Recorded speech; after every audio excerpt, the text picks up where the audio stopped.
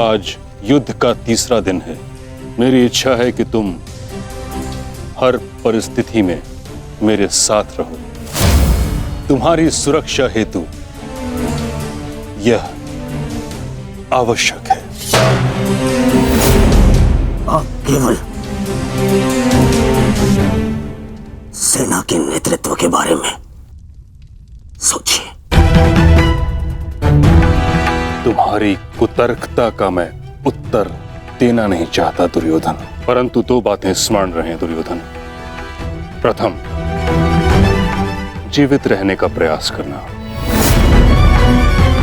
द्वितीय, सदैव मेरे पीछे ही रहना।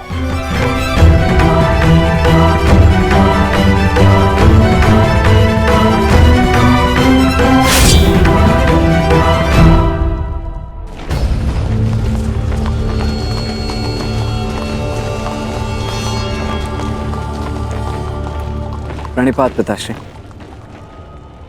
यशस्वी भव। मैं यहां तुम्हें यह बताने नहीं आया कि मन लगाकर युद्ध करना, क्योंकि वो तो तुम करोगे ही। मैं यहां तुम्हें एक सीख देने आया हूं।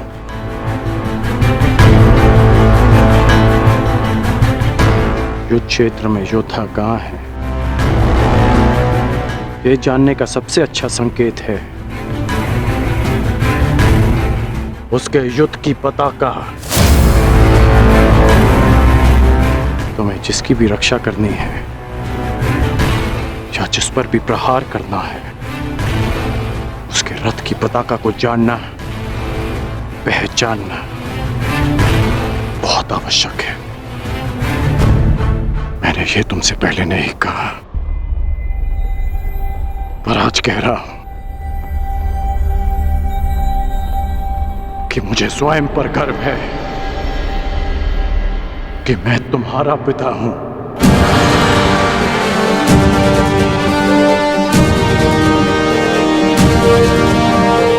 कल्याण हो तुम्हारा पुत्र। अपने पूरे कौशल से युद्ध करना और विजयी बनना, ताकि संसार स्मरण रखे कि तुम राधे कर्ण के पुत्र हो। सदा स्मरण रहेगा पिताश्री। जब मृत्यु युद्ध क्षेत्र में सामने खड़ी हो तो योद्धा कहता है, हे मृत्यु, तैयार यदि तू आने को, प्रसन्न मुखा। द्वार खुला है, तेरा स्वागत, प्रसन्न मुखा।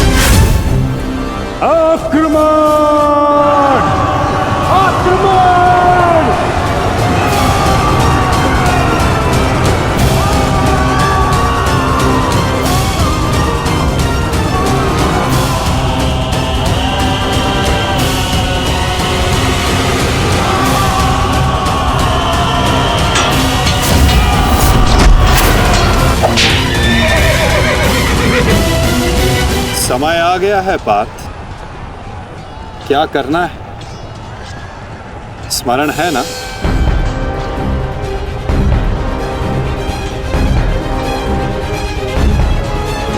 जी माता।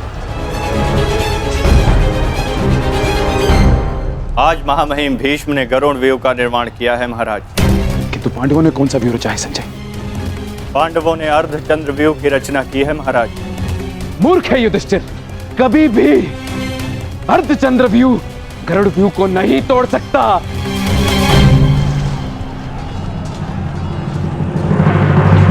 प्रस्थान करो विकोदर। जो आदेश वासुदेव। अपने साथ कुछ सैनिक भी लेते जाओ। जी वासुदेव। सैनिकों, आगे बढ़ो।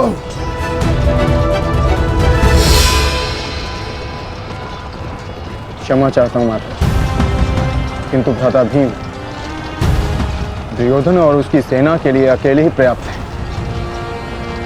तो फिर आपने उनके साथ सैनिक क्यों भेजे? जिस कार्य के लिए विकोदर जा रहे हैं वहां शत्रु का ध्यान बटाने के लिए उन्हें सैनिकों की आवश्यकता अवश्य पड़ेगी। तुम समझ रहे हो ना पार्थ?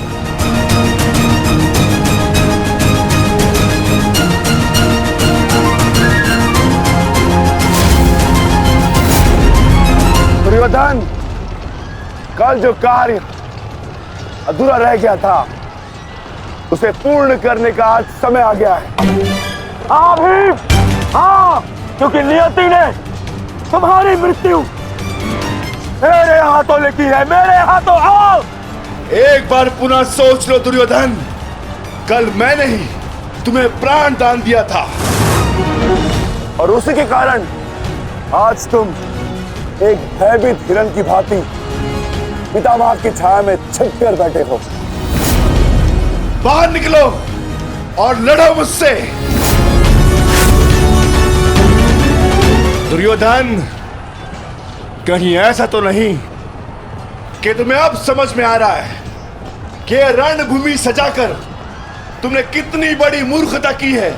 अभी ज्ञात हो जाएगा कि किसने कितनी मूर्खता की है। आओ दुर्योधन, मैं तुम्हारी प्रतीक्षा कर रहा हूं। साथी,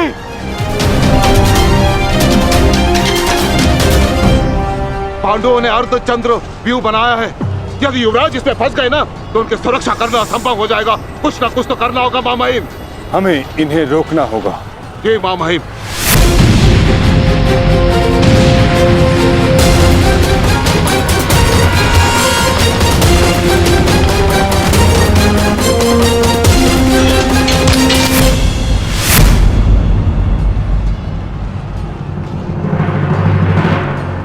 प्रणिपात प्रपितामह।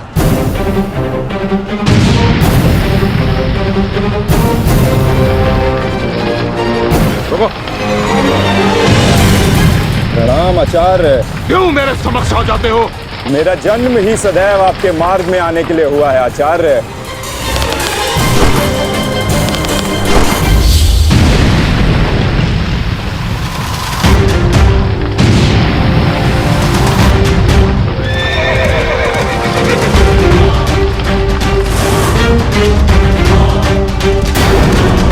मुझे युवराज की सहायता के लिए जाना होगा।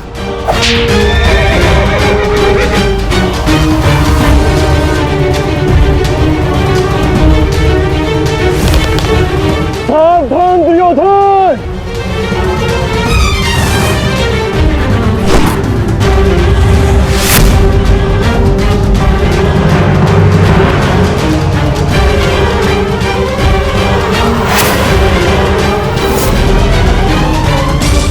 चूक गए अर्जुन, अपना एक बाण व्यर्थ कर दिया तुमने। ना मेरा बाण अपना लक्ष्य चूकता है और ना मैं कोई बाण बिना लक्ष्य संधान करता हूं।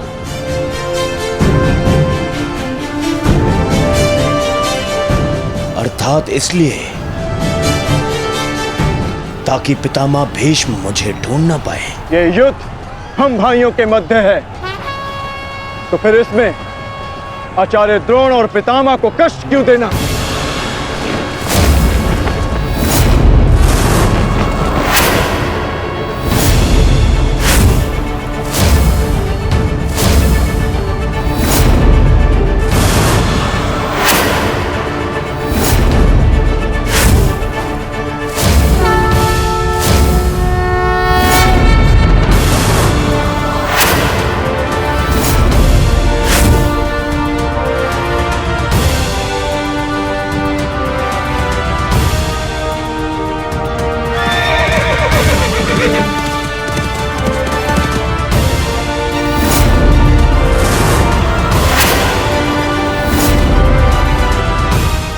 क्षेत्र में योद्धा कहाँ है, ये जानने का सबसे अच्छा संकेत है उसके युद्ध की पताका।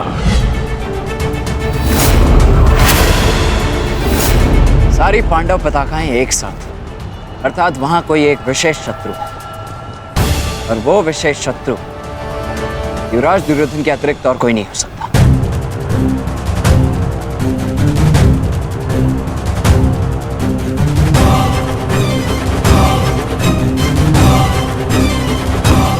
अब समझ जा, जब बल से कार्य नहीं बना तो छल से मुझे बंदी बनाने की योजना बनाई है तुम पांडवों ने। हाँ?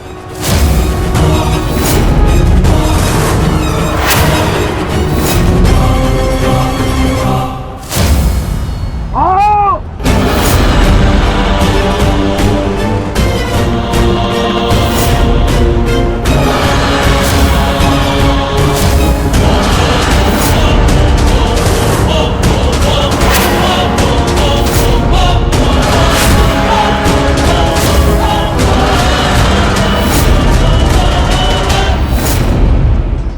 सावधान दुर्योधन!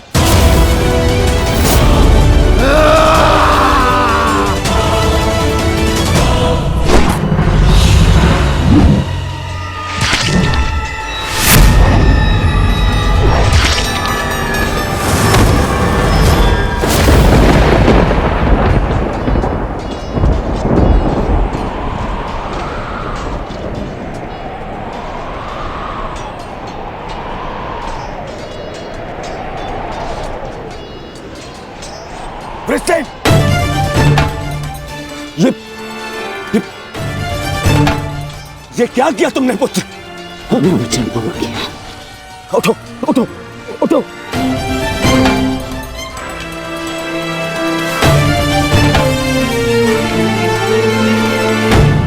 ये मेरे और इन पांडवों के मध्य का युद्ध है, तुम्हारा नहीं। तुम जाओ, ये मेरा आदेश। जाना से आज यदि स्वयं ईश्वर भी मुझे आदेश दे तो मुझे स्वीकार नहीं है युवराज। आपके द्वार से कोई खाली हाथ नहीं लौटना चाहिए युवराज। शत्रु युद्ध मांग रहा है यार। आइए मिलकर उसे युद्ध का आनंद देते हैं।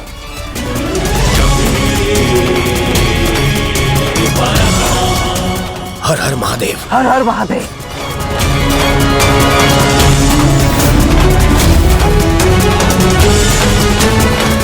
उठ जाओ वृषसेन। आज मेरे और दुर्योधन के मध्य जो भी आएगा या तो रणभूमि से जाएगा या संसार से।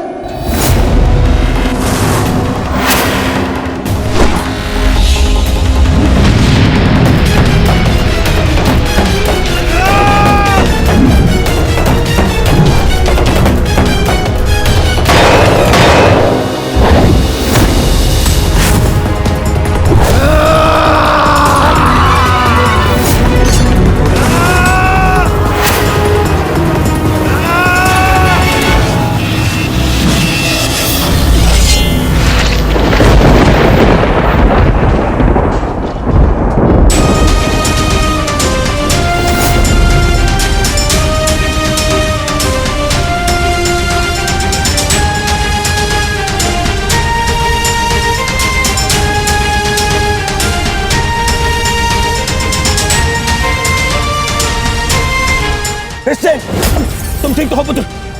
हाँ? आप मेरी चिंता मत कीजिए युवराज, आप स्वयं। वृषसेन,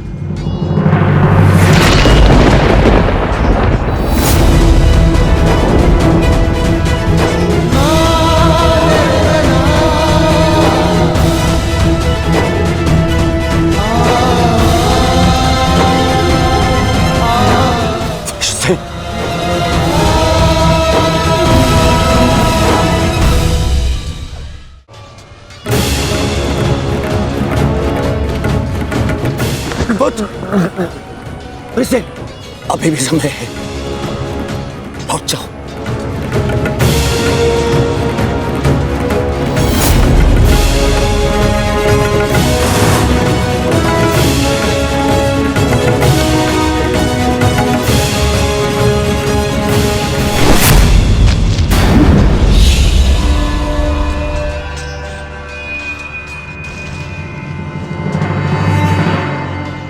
सूर्यास्त होने को है अर्जुन।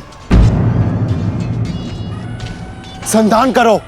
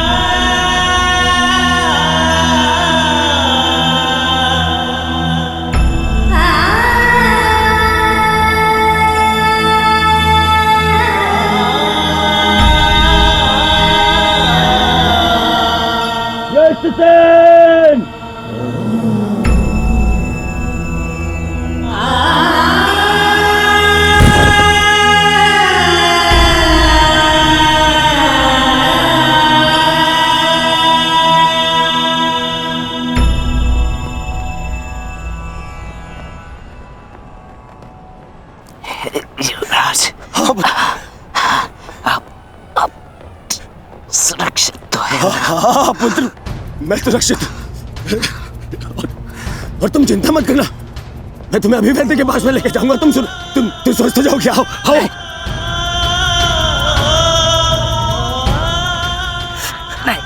नहीं युवराज, मेरे पास समय नहीं है। नहीं। मुझे कहीं और जाना है। कहाँ जाना है पुत्र? मुझे जाना।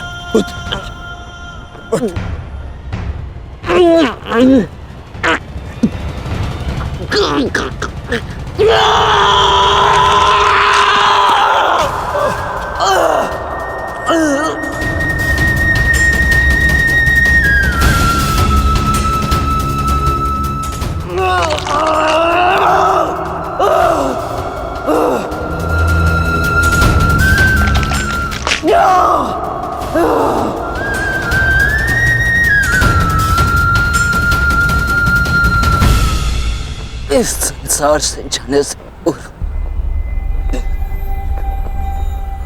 मुझे उनसे मिलना है जिन्होंने मुझे इस संसार में आने का लक्ष्य समझाया।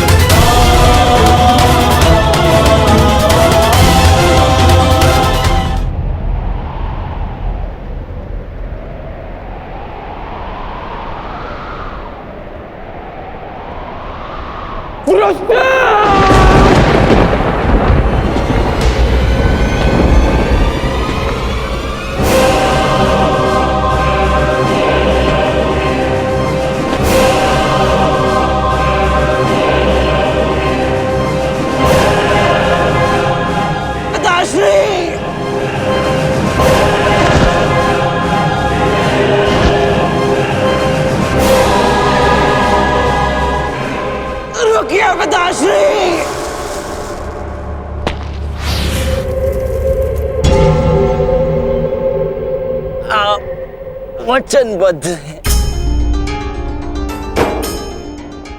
आप व्यापार नहीं करेंगे। मैं नहीं चाहता कि कल कोई कहे कि वृषसेन के कारण वचनवीर कर्ण ने अपना वचन तोड़ दिया।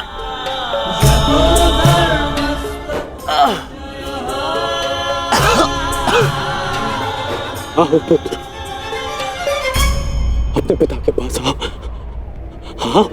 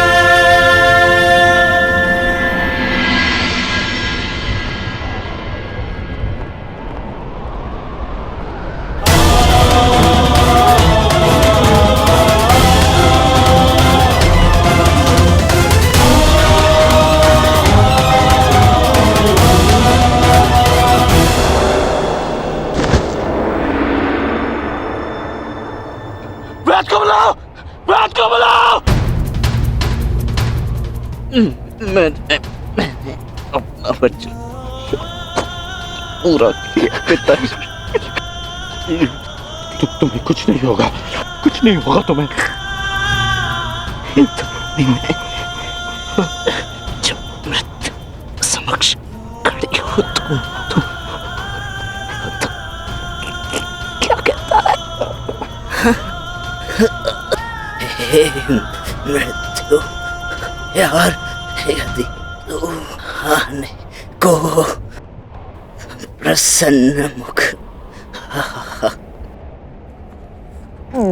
द्वार खुला है, तेरा स्वागत प्रसन्न मुख।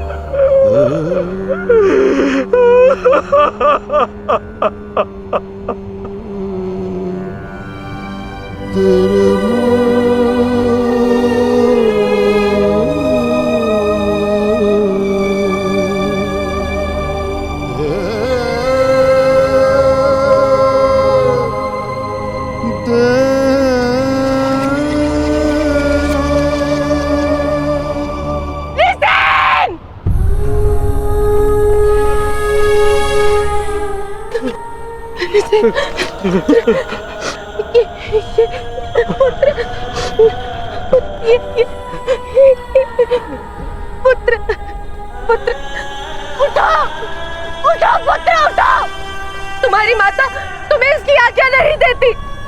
उठो उठो पुत्र उठो। ऋषि ऋषि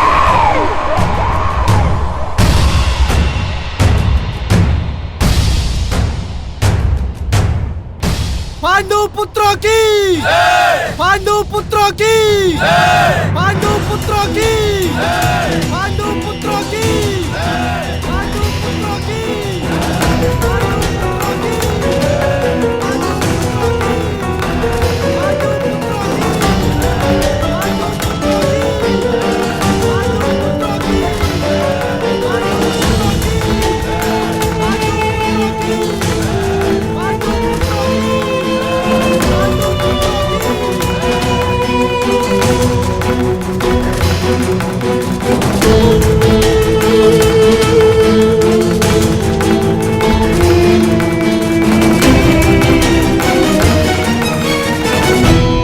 किस बात का उत्सव मनाया जा रहा है पांचाल कुमार?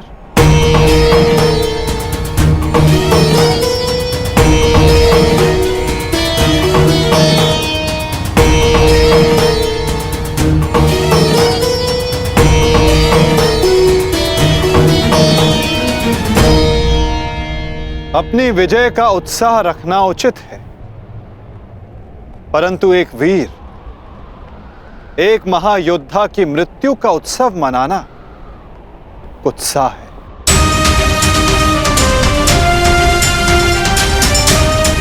जब वीर उत्तर की मृत्यु पे हमने शोक मनाया था, तो आज वृषसेन की मृत्यु पर हमें उत्सव नहीं मनाना चाहिए।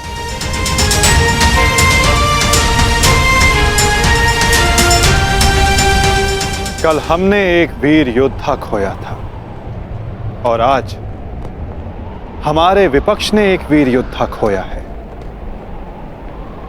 किसे पता कल कौन वीर गति को प्राप्त हो जाए।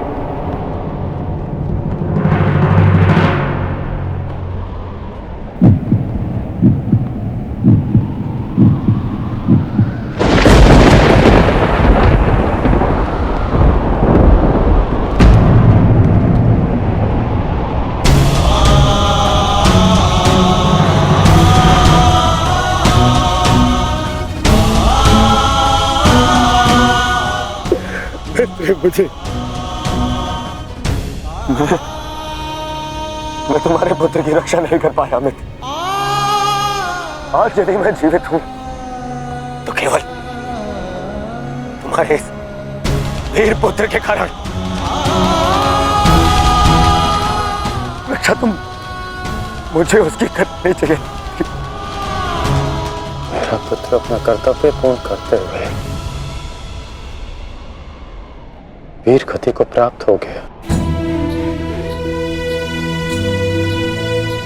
मुझे इस पर गर्व है।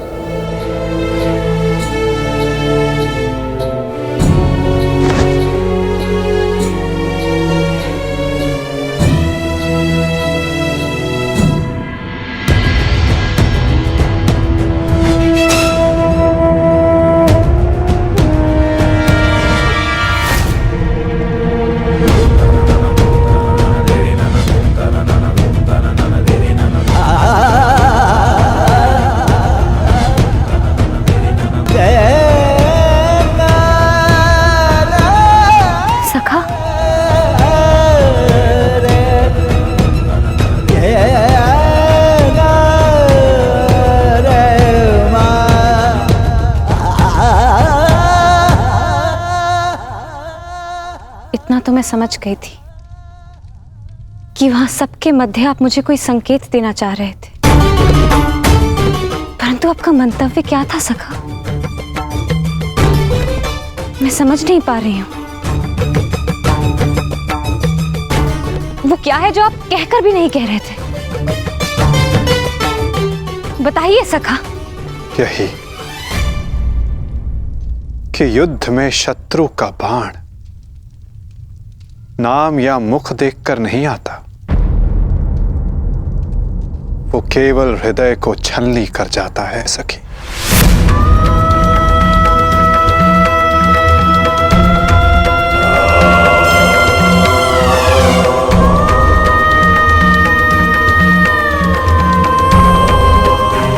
मेरे पुत्रों की भाग्य रेखा भी वृषसेन की भांति है।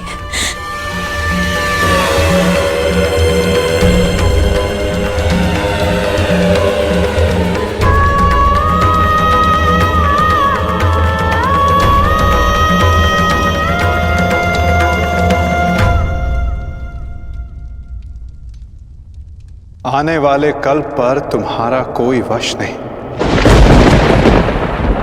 और जो कल हो गया उस पर शोक मनाने का कोई लाभ नहीं।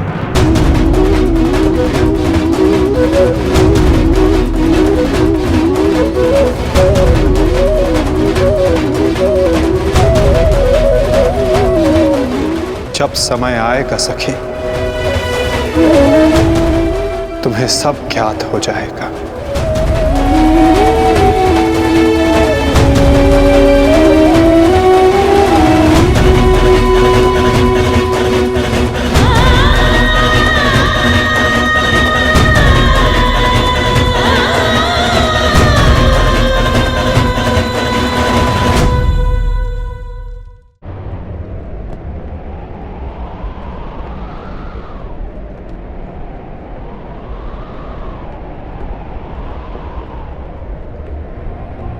है मृत्यु तैयार यदि तो आने को, प्रसन्न मुख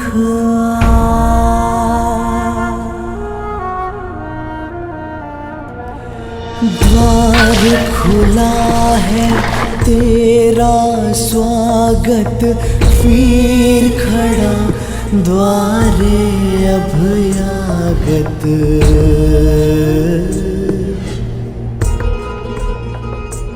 बाहें फैला के मुस्कुरा के करता अपने अतिथि का स्वागत। जब मृत्यु युद्ध क्षेत्र में सामने खड़ी हो तो योद्धा कहता है, हे मृत्यु, तैयार यदि तू आने को, प्रसन्न मुख। बालक आया तेरे आंचल छाया,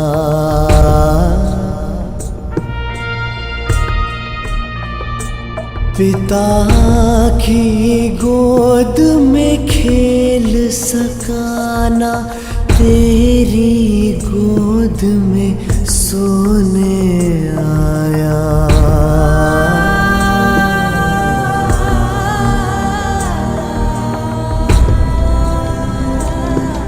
सपना था वो विवश पिता का, उसकी हर आशा है टूटी। कांधे चढ़े पुत्र की अर्थी, ये पीड़ा है सबसे अनूठी। हर बोझ है छोटा इसके आगे, पिता पुत्र को ही दे अगले।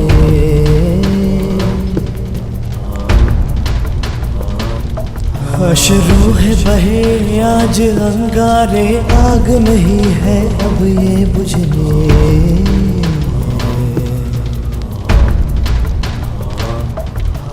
द्वार खड़ा तेरे अभयागत, कर अपने अतिथि का स्वागत। कर अपने अतिथि का स्वागत।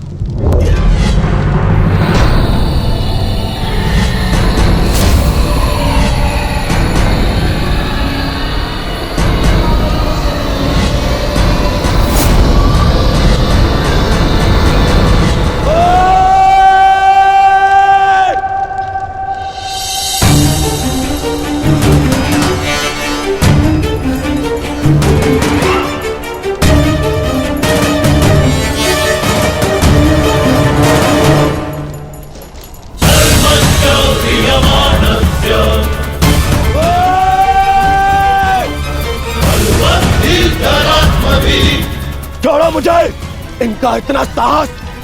यहाँ आ गए? क्यों आए हो यहाँ? आज के युद्ध पर अपनी विजय का उन्माद दिखाने, या फिर क्रिस्टिन की मृत्यु पर उपहास उड़ाने? हाँ,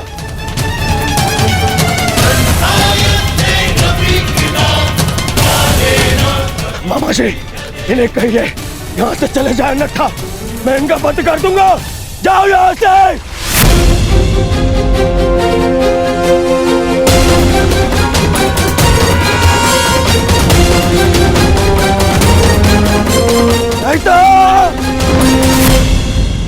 नहीं मित्र,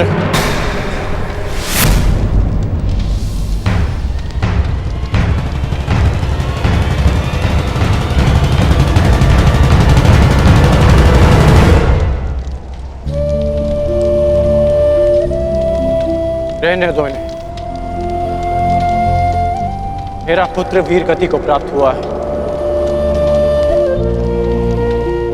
उसे शांति से दूसरे लोग जाने।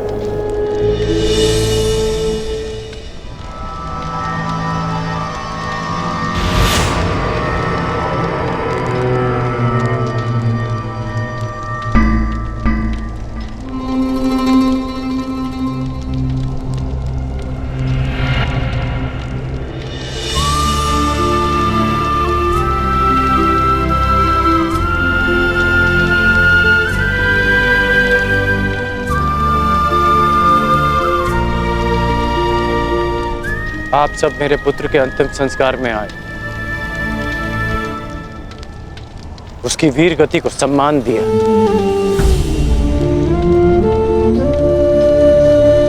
उसके लिए आपका बहुत बहुत धन्यवाद।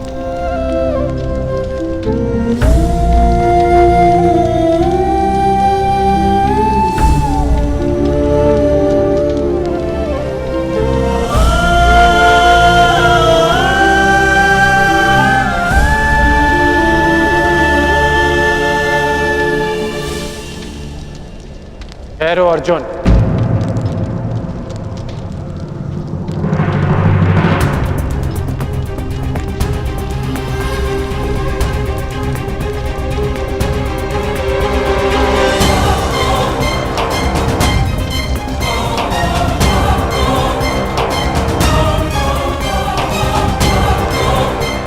उस दिन की प्रतीक्षा करना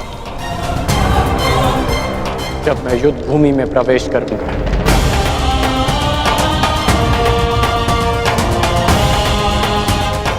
जो भी हुआ मुझे भी उसका खेद है। मैं भी एक पिता, इसलिए तुम्हारी पीड़ा को भली भांति समझ सकता हूं। मैं ये सब प्रतिशोध लेने के लिए नहीं कह रहा हूं, और ना ही मुझे तुमसे कोई स्पष्टीकरण चाहिए, और ना ही तुम्हारी सहानुभूति। मेरे पुत्र ने अपना कर्तव्य पूर्ण करते हुए अपने प्राण दिए, उसे वो सम्मानित अंत मिला जो हर योद्धा का स्वप्न होता है। मैं ये सब इसलिए कह रहा हूं क्योंकि अब उसका अधूरा काम मैं पूर्ण करूंगा। प्रयास करूंगा कि तुम्हें भी सम्मानजनक अंत मिले।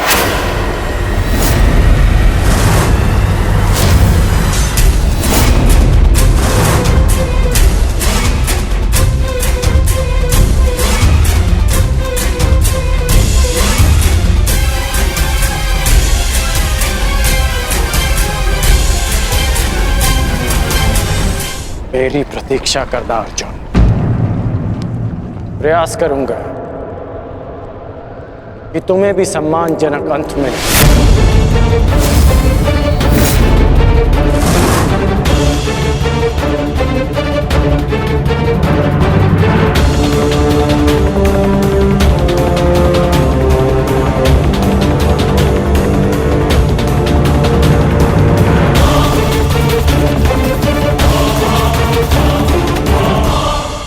मित्र,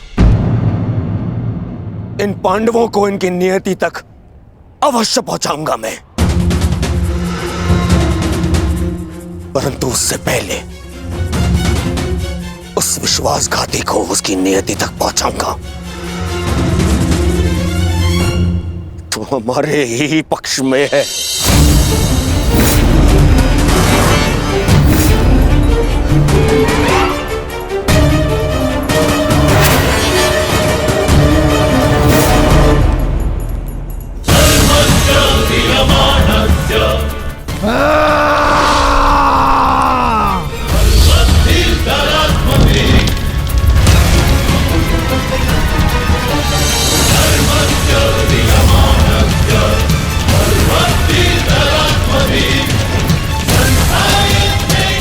महामहिम,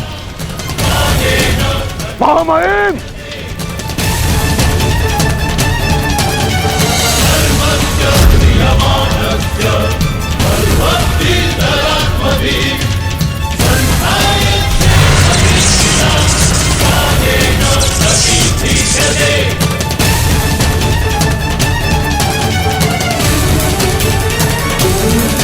महामहिम, आप ठीक तो है? महामहिम के शिविर में अग्नि लगाने का दुस्साहस किसने किया? उत्तर दो। एक विश्वासघाती को यही दंड मिलना चाहिए, यही।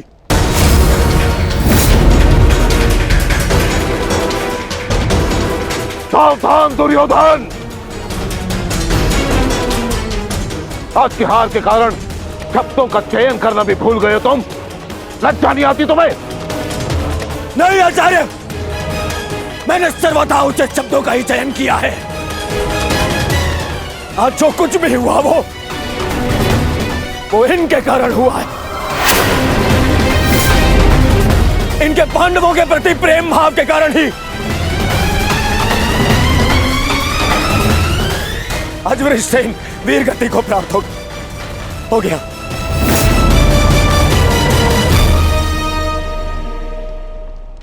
इसीलिए मैं हस्तिनापुर का युवराज दुर्योधन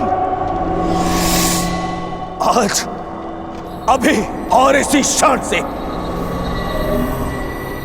आपको कौरव सेना के सेनापतित्व से मुक्त करता हूं। जाइए, चले जाइए वापस हस्तिनापुर और जाकर विश्राम करिए वहां।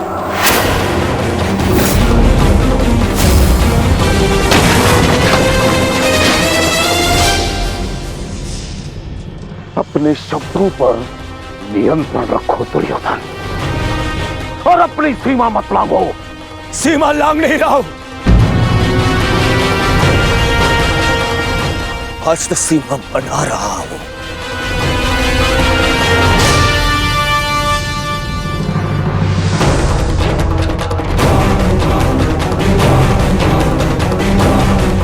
इस समय मैं ऐसे व्यक्ति के सामने खड़ा हूं जो हमसे अधिक हमारे शत्रुओं के पक्ष में है, जिनके मौन रहने के कारण ही मेरे मित्र ने अपना पुत्र और मैंने अपना रक्षक खो दिया। हस्तिनापुर के युवराज की सांसें चलती रहे तो उसने अपनी सांसें खो दी। वृषसेन की मृत्यु का दुख जितना तुम्हें है उतना हमें है, हम सबको है। पर इसका अर्थ ये नहीं कि तुम महामहिम के साथ दुर्व्यवहार करो, जो मैं तुम्हें कदापि करने नहीं दूंगा। बस गुरुदेव, यदि आप भी पितामह के साथ विदा लेना चाहते हैं तो आप भी जा सकते हैं। आपको ससम्मान विदा करेगा यह दुर्योधन।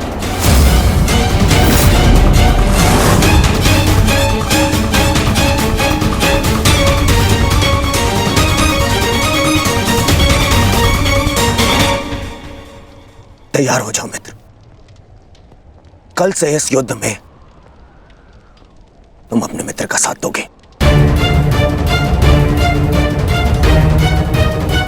इनसे कहीं अधिक इस युद्ध में मुझे तुम्हारी आवश्यकता है मित्र।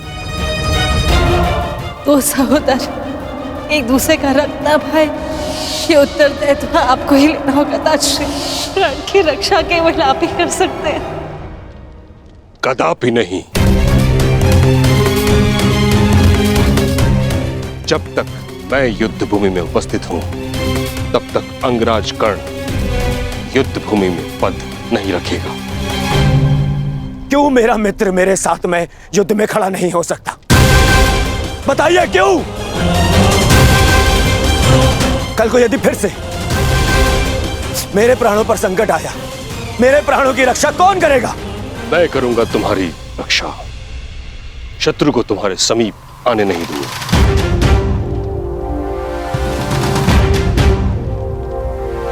कल सूर्य की पहली किरण के साथ तुम ही नहीं, अपितु समस्त पांडव भीष्म पितामह का वह रूप देखेंगे जिसकी किसी ने कल्पना भी नहीं की हो।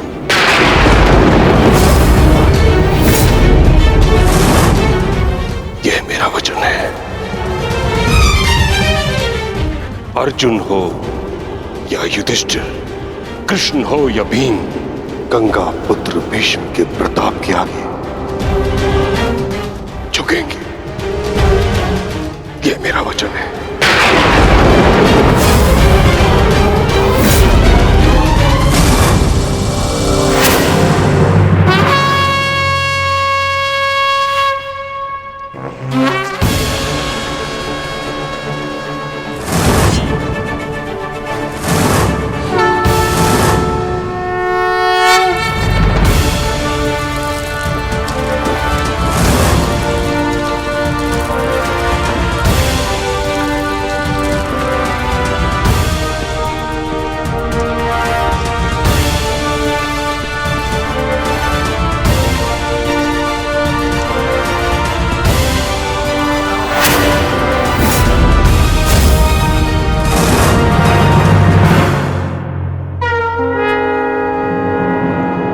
युद्ध का चौथा दिन।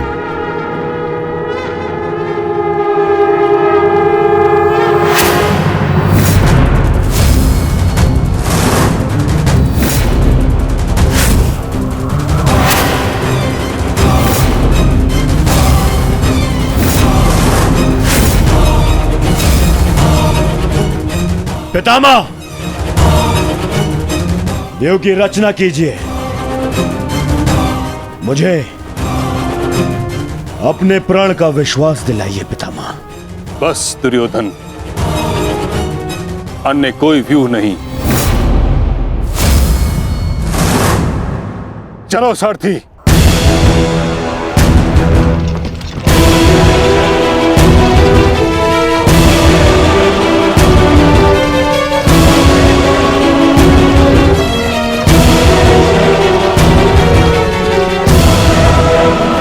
तो अच्छा संकेत है माता।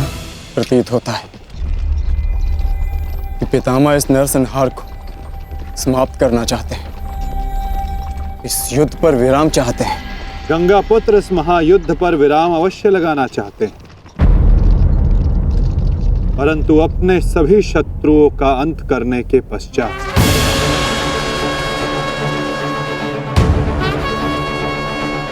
आक्रमण करो पांडु पुत्रों, और यदि सामर्थ्य हो तो जीवित रहो।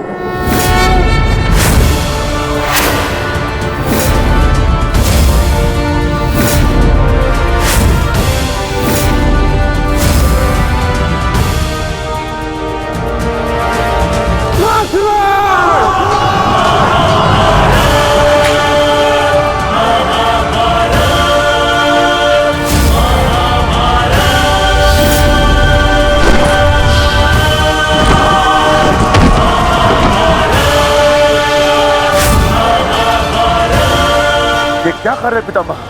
कभी कभी कर्तव्य की चेतना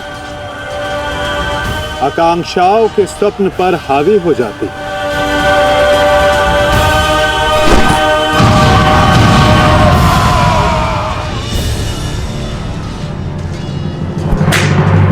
यह मेरी अंतिम चेतावनी है पांडुपुत्रों, और तुम्हारे पास ये अंतिम अवसर है समर्पण करो, अन्यथा परिणाम के लिए प्रस्तुत रहो।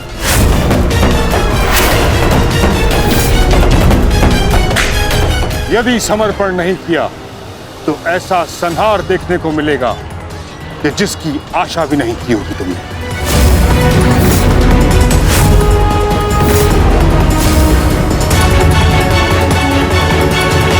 किस बात का समर्पण पितामह? किस बात का समर्पण? आप भली भांति जानते हैं कि इस युद्ध के अलावा हमारे पास और कोई विकल्प नहीं, और यही युद्ध हमें हमारा अधिकार और न्याय दिलाएगा। तो ठीक है, अपने इस निर्णय का परिणाम भुगतने के लिए तत्पर हो जाओ।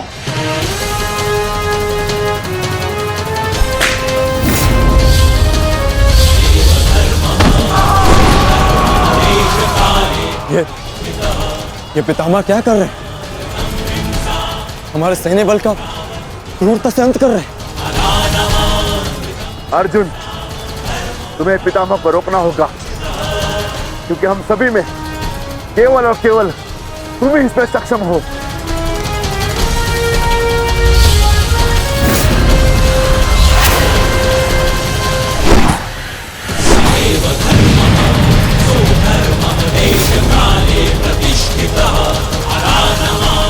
अर्जुन,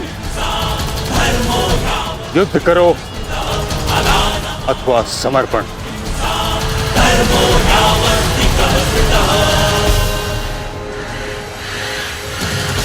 तुम्हारे मौन ने मुझे उत्तर दे दिया।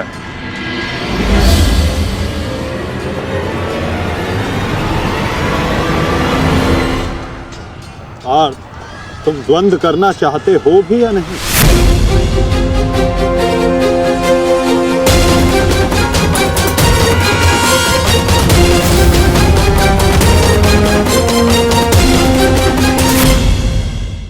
तुम्हारे मौन ने मुझे उत्तर दे दिया। उचित होगा पितामह कि आप अपनी ओर से कौरवों को भी आक्रमण करने की अनुमति दीजिए, क्योंकि आप तो मेरे साथ द्वंद्व में व्यस्त होने वाले हैं। मेरी ओर से लड़ रहे योद्धाओं का अपमान मत कीजिए पितामह। ठीक है अर्जुन,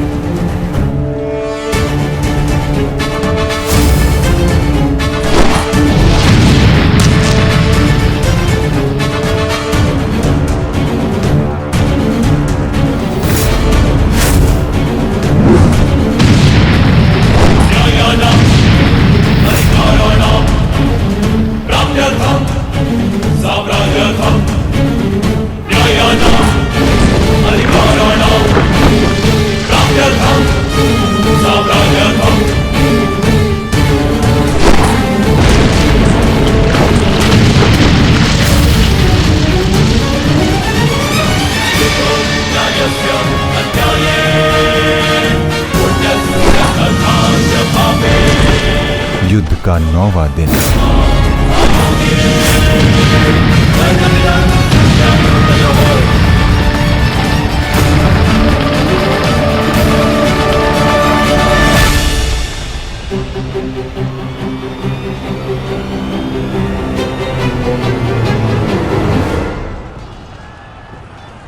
माधव, ये पितामह तो भ्राता युधिष्ठिर की ओर अपना रथ लेकर जा रहे हैं। भ्राता युधिष्ठिर संकट में है माधव, हमें शीघ्र कुछ करना होगा।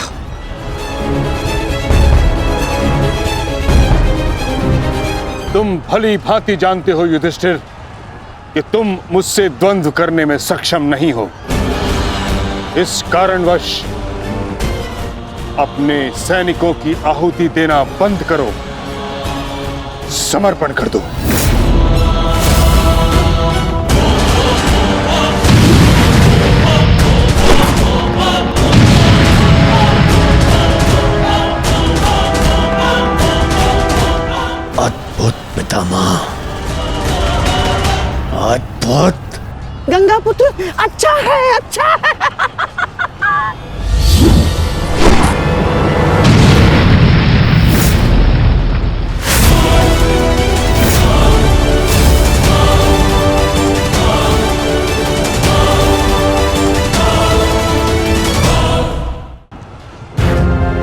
मेरे मार्ग से हट जाओ।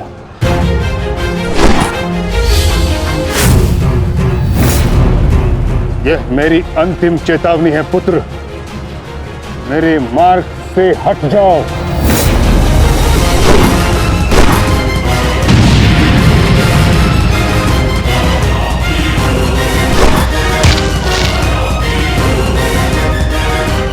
समर्पण करो।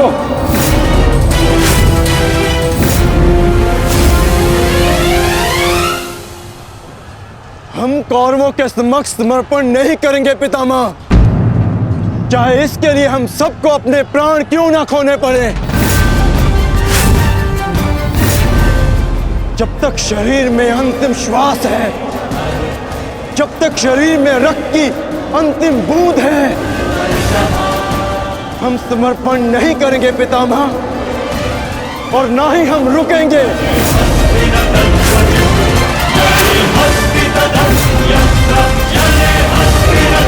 ठीक है अर्जुन, यदि तुम्हारा निर्णय यही है तो मेरा उत्तर भी जान लो।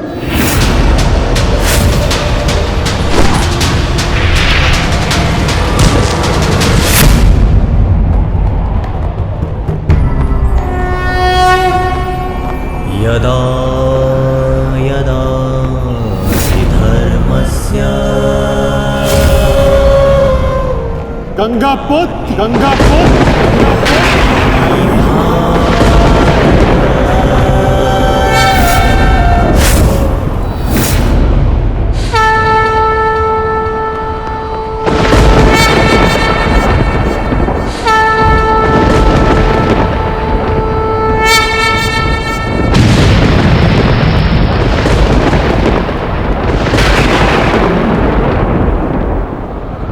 मेरे शस्त्र ना उठाने के दिए गए वचन को मेरी दुर्बलता मत समझना।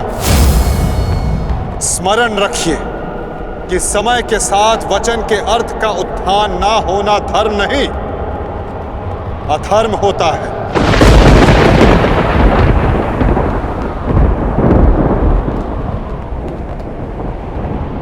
मैं केवल अपने कर्तव्य का पालन कर रहा हूं वासुदेव, और ऐसा करने से मुझे कोई नहीं रोक सकता। कोई भी नहीं।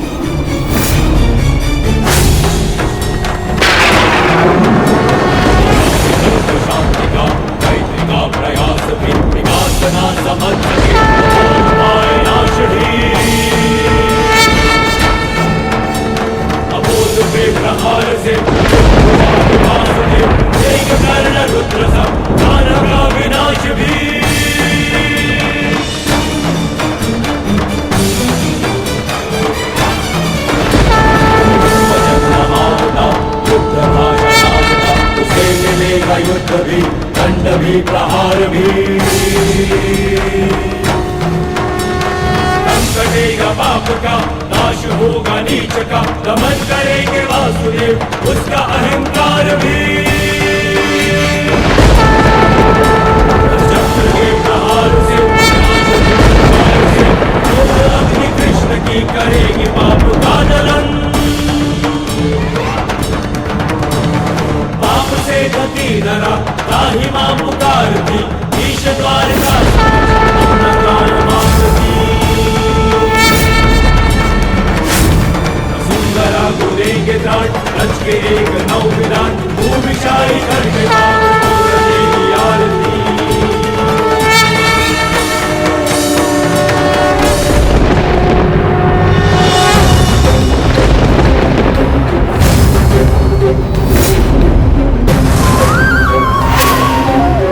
मुझे ऐसा करने पर विवश मत कीजिए गंगा पुत्र। मैं आपका वध कर सकता हूं, और ऐसा करने के लिए मुझे शस्त्र उठाने की आवश्यकता नहीं, केवल ये चक्र ही पर्याप्त है।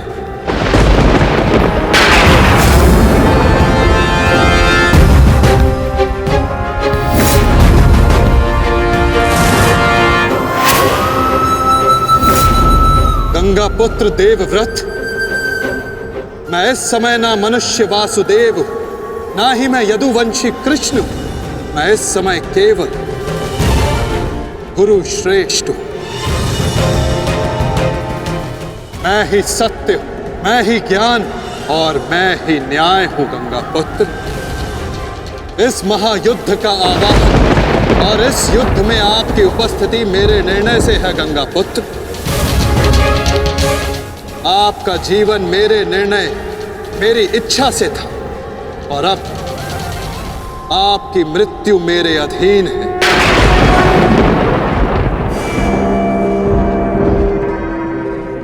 मैं पर ब्रह्म हूं, जिस पर कोई बंधन नहीं गंगा पुत्र, ना ही युद्ध के नियमों का और ना ही किसी प्रकार के वचनों का। आपके अंत के लिए शस्त्र ना उठाने की प्रतिज्ञा को तोड़कर मैं आपका वध करूंगा गंगा पुत्र।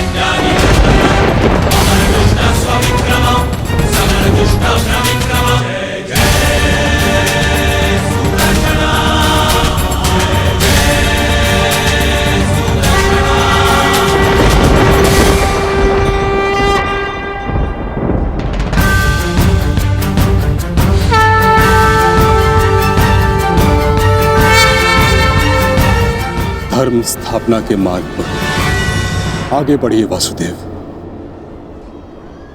अंत कर दीजिए मेरे इस जीवन का।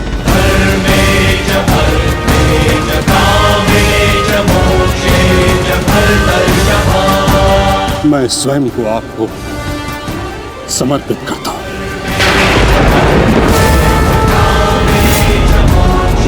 क्योंकि ना तो पांडव मेरे प्राण लेने में सक्षम है और ना ही मैं उन्हें मार पाऊंगा। मैंने सदैव धर्म का पालन किया, कभी अधर्म नहीं किया।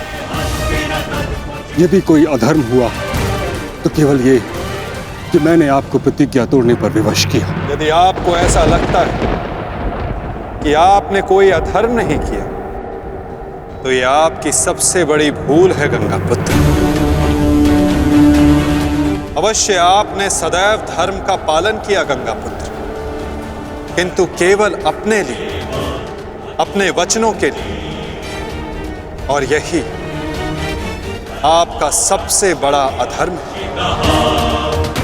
क्योंकि जिसके पास शक्ति हो उसे स्वयं के लिए नहीं, संसार के लिए उत्तरदायी होना चाहिए, और जो आप नहीं हो पाए गंगा पुत्र।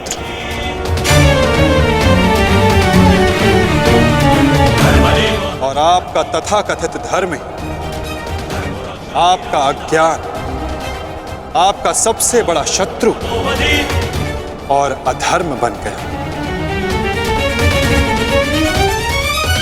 किंतु वासुदेव, मैंने तो सदैव वही किया जो मेरी अंतरात्मा ने कहा।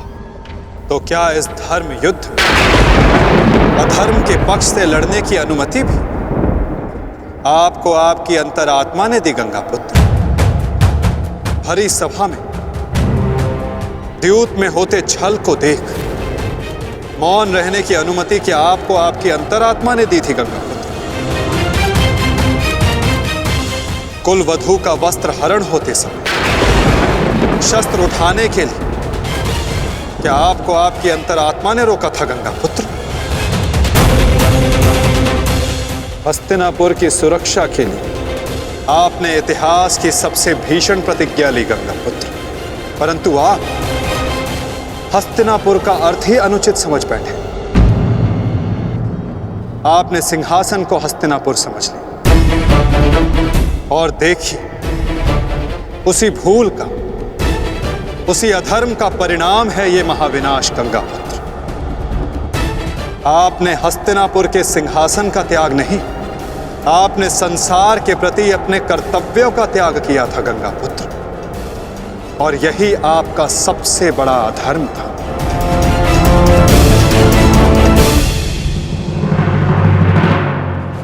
परिवर्तन ही संसार का नियम है गंगापुत्र, और संसार के कल्याण और उत्थान के लिए ऋतुएं भी स्वयं को परिवर्तित करती हैं।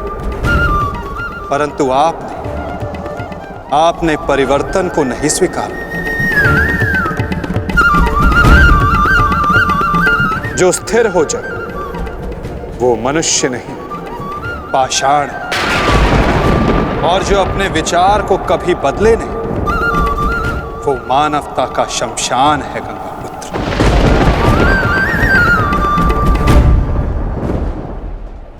अपने कर्म के प्रति सजग ना रहना सबसे बड़ा अधर्म होता है जो आपने किया गंगापुत्र, और यही इस महायुद्ध, इस महाभारत के होने का कारण बना।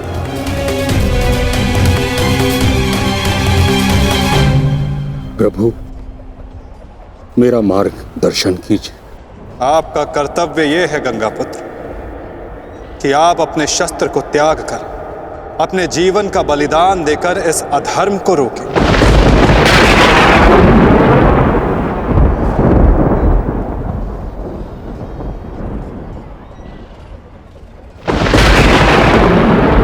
ठीक कहा वासुदेव।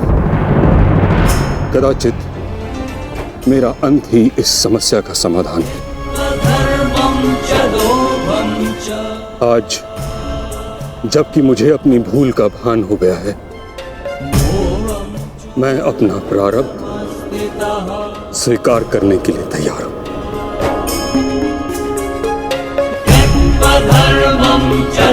चक्र का संधान कीजिए वासुदेव, और मुझे मृत्यु का सौभाग्य देने की कृपा कीजिए।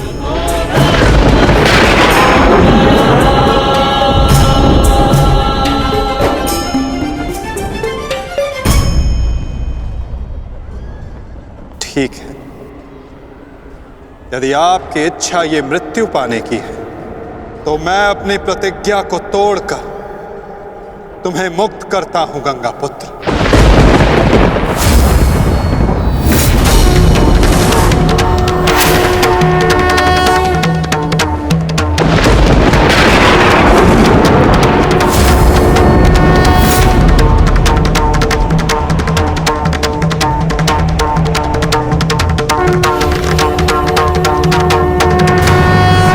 नहीं माधव, आपने इस धर्म युद्ध का बीड़ा उठाया है, वचन तोड़कर उसे कलंकित मत कीजिए। मैं नहीं चाहता कि आप पर कोई उंगली उठे। नहीं पार्थ, मेरी प्रतिज्ञा टूटने की अपेक्षा से अधिक महत्वपूर्ण धर्म की स्थापना है।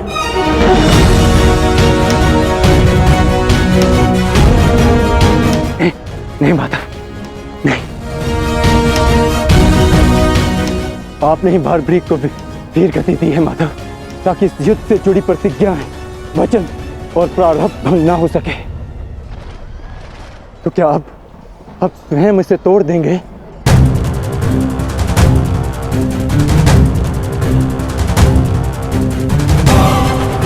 आप मुझे एक अवसर और दीजिए माधव, मैं अपने संपूर्ण मनोबल और कौशल से यह युद्ध करूंगा। जब तक मेरे शरीर में रक्त की एक बूंद भी बहेगी, मैं अपने मन में भावनाओं को नहीं बहने दूंगा माधव।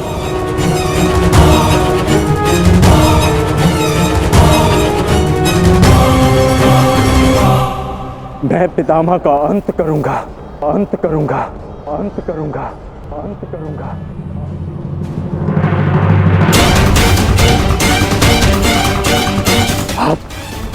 आप ये चक्र छोड़ दीजिए माधव, आप ये चक्र छोड़ दीजिए।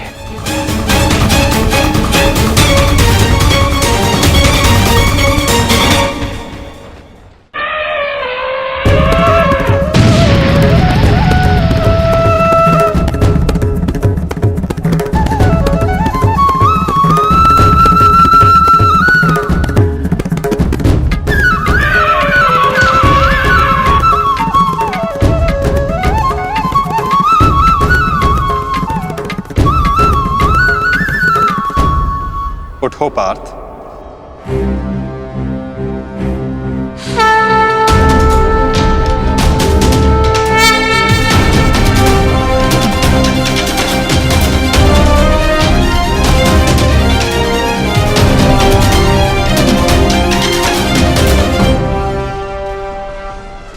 आपके हाथों मोक्ष पाना कदाचित मेरे भाग्य में नहीं वासुदेव।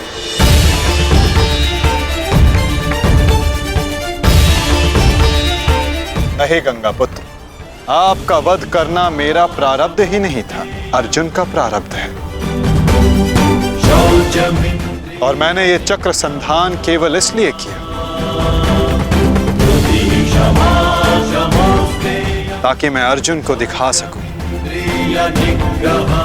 कि आपका भी वध करना असंभव नहीं।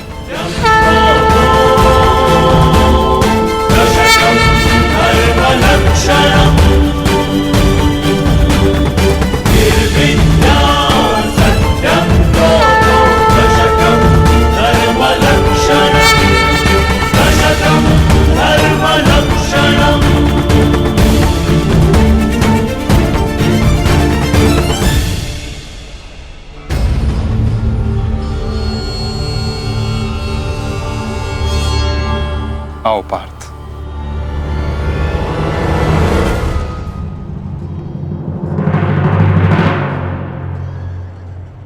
पुत्र अर्जुन, युद्ध आरंभ करें? मैं सज्ज हूं पितामह।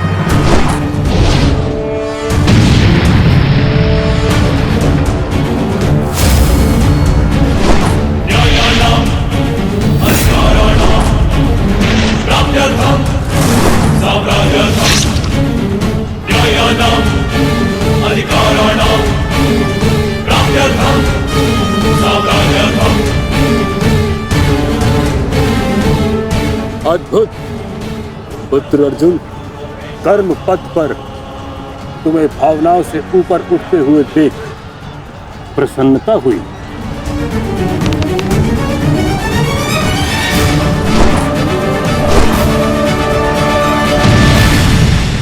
जब तक महामहिम के हाथ में शस्त्र हैं, उनके प्रहार की धारा कोई नहीं रोक सकता और ना ही उन्हें कोई निरस्त्र कर सकता है।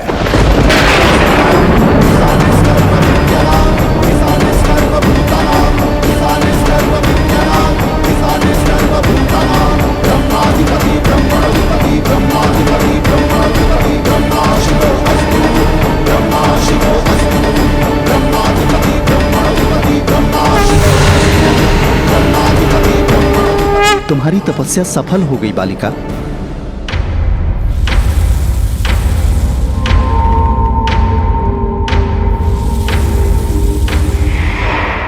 मांगो, क्या मांगना चाहती हो? गंगा पुत्र भीष्म का नाश। किंतु गंगा पुत्र का वध मेरे वश में भी नहीं है शिखंडिनी।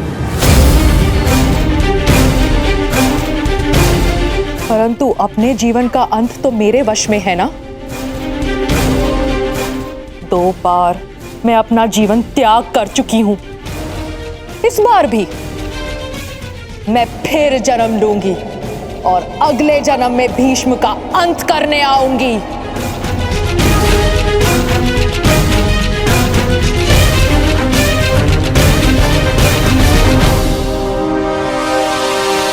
रुको बालिका,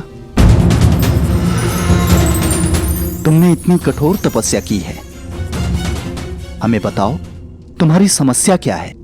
समस्या ये है यक्षराज कि मैं भीष्म का वध अपने हाथों से करना चाहती हूँ, किंतु मैं स्त्री हूं, इसलिए उस पाखंडी ने मुझे युद्ध में सम्मिलित होने से रोक दिया। मैं तुम्हें भीष्म की मृत्यु का वरदान तो नहीं दे सकता, किंतु कुछ ऐसा अवश्य कर सकता हूं जिससे तुम अपना लक्ष्य पा सको। किंतु एक बंधन रहेगा। मेरे लिए केवल भीष्म की मृत्यु महत्व रखती है और कुछ नहीं। हाँ कहने से पूर्व मेरी पूरी बात सुनो बालिका, उसके पश्चात निर्णय लेना।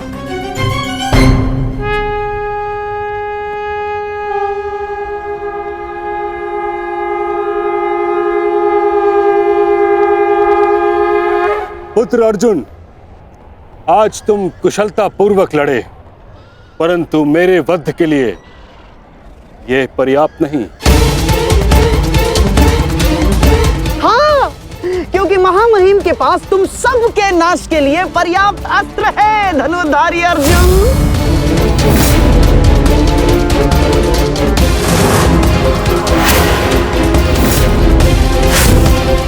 शीघ्र तुम सब इस संसार का त्याग करोगे और आप वासुदेव, आप तो इन सब के मार्गदर्शक है ना, तो बताइए आपके पास महामहिम के कौशल का कोई तोड़ है